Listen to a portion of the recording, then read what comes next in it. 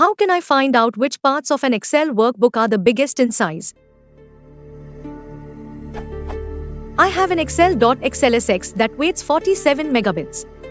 I'd like to know which parts of the workbook are the heaviest and work them, since I haven't made much progress manually trying to identify and reduce the file size. Is there any way of knowing find out how much each sheet weighs in an Excel workbook?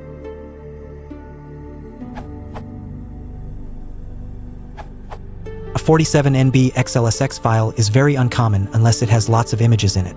If yours hasn't, the chance is big that you are having one of those exported files that gone wrong.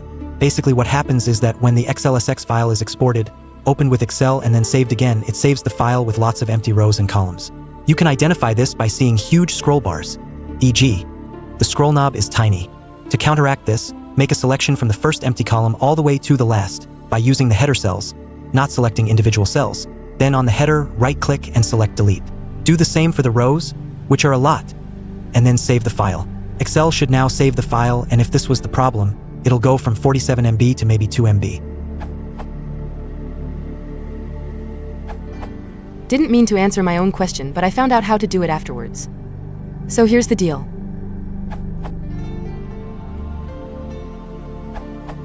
Identify the biggest worksheet, in this case sheet 6.xml. Open the file zip file \excel\workbook.xml. Using the rid of the big.xml file you got above and the structure of workbook.xml, shown below, find out the name of the big sheet in your workbook.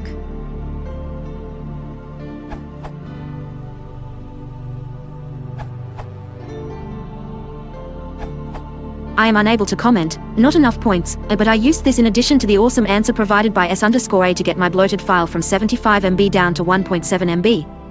I had never heard of the Clean Excel cell formatting feature before. By the way, it's part of Excel, not a third-party product.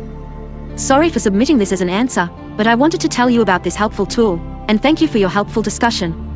Hoping to get enough points someday to participate. Edit. At the recommendation of Robinx, I'm going to quickly show how to enable or access this tool from within Excel.